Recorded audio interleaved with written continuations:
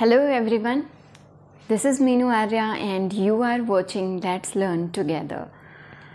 This is the second video in the series of literary forms and devices.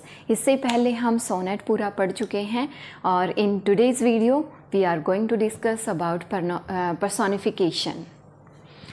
Personification, अगर हम इसका literal एक meaning देखें तो personification क्या है? Representing an idea or abstract quality as a person or creature. किसी भी आइडिया को, किसी भी एब्स्ट्रैक्ट क्वालिटी को एज अ पर्सन रिप्रेजेंट करना, शो करना, या फिर the act of attributing human characteristics to abstract idea. किसी भी आइडिया को, किसी भी क्वालिटी को क्या देना? Attributing, giving human characteristics, human qualities देना. मीन्स पर्सोनिफिकेशन मीन्स, अगर हिंदी में अगर हम गूगल करेंगे या डिक्शनरी वगैरह में चेक करेंगे, हिंदी में इसका मीनिंग आएगा अवतार. अवतार यानी कि किसी का रूप दे देना उसको. मीन्स कोई भी आइडिया है, कोई भी क्वालिटी है, उसको as a person, as a creature दिखाना. फॉर एग्जाम्पल, अगर हम कहें she is the personification of optimism. Optimism एक आशावादी, कि वो ऑप्टिमिज्म की क्या है? पर्सोनिफिकेशन है. या फिर हम ऐसे कह सकते हैं she is the personification of beauty. एक ब्यूटी, ऑप्टिमिज्म, ये सब क्या हुआ? एक एब्स्ट्रैक्ट क्वालिटी हुई. तो एक तरह से किसका उसको वो दे दिया? एक ह्यूमन क्रिएचर का रूप दे दिया, एक पर्सन का रूप दे दिया. किसको? एक एब्स्ट्रैक्ट आइडिया को, एक क्वालिटी को. और act of attributing, same thing. Act of attributing human characteristics to an abstract idea और क्वालिटी. थोड़ा और सिंपल बनाते हैं.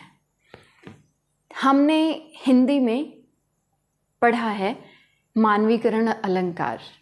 मानवीकरण सेम थिंग. Personification means मानवीकरण.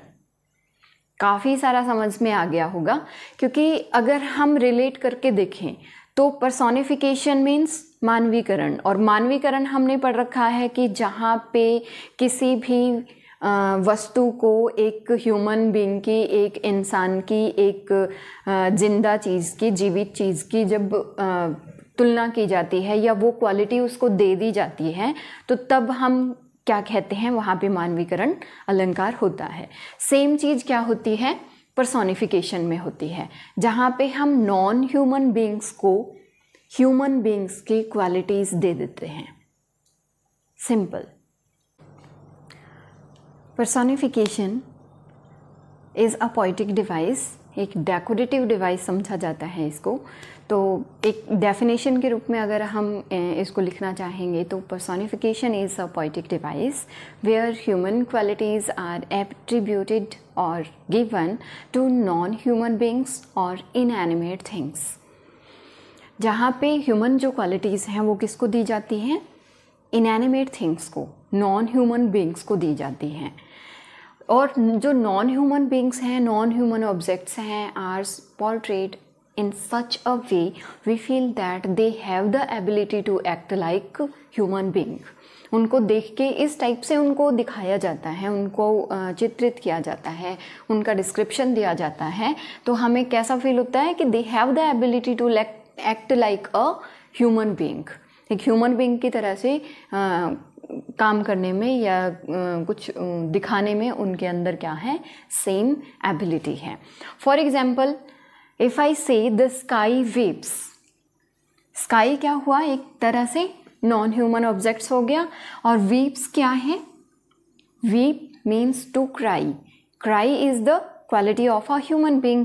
और यहाँ पे हम weeping की जो क्वालिटी है वो किसको दे रहे हैं? sky को दे रहे हैं.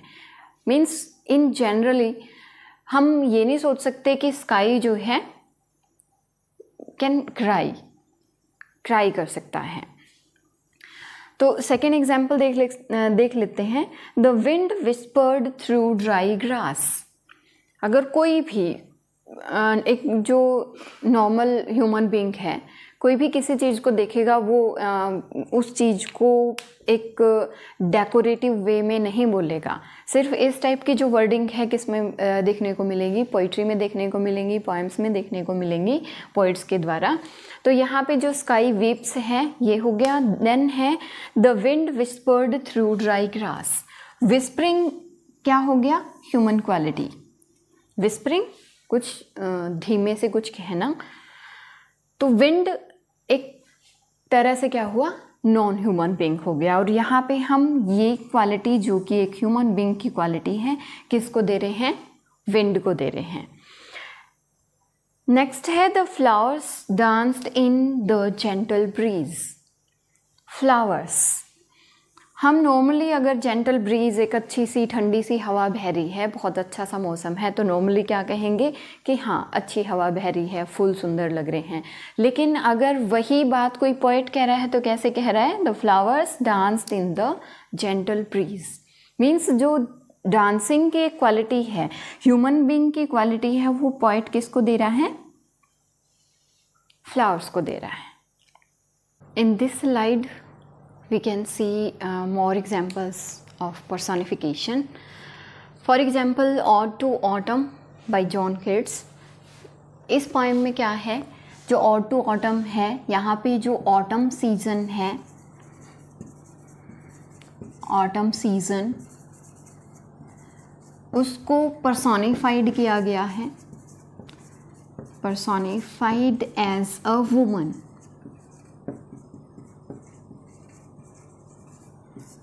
मीन्स जो ऑटम सीज़न, ऑटम यानी कि पतझड़ जो ऋतु है, उसको कैसे दिखाया गया है, एक औरत के रूप में दिखाया गया है। नेक्स्ट हम एग्जाम्पल ले सकते हैं एमिली डिकिंसन्स की जो पोएम है have you got a brook in your little heart. यहाँ पे बहुत सारी हर लाइन में जो पर्सोनिफिकेशन है उसका एग्जाम्पल आप देख सकते हैं। Have you got a brook in your little heart. Heart, brook. Brook means एक little stream या झरना कह लो, नदी कह लो। Brook in your little heart where bashful flowers blow.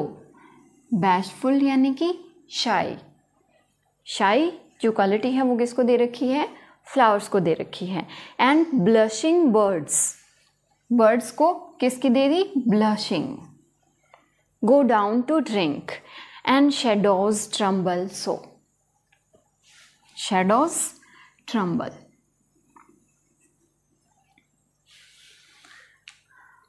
I hope कि आज का टॉपिक बहुत अच्छे से हमने कर लिया है।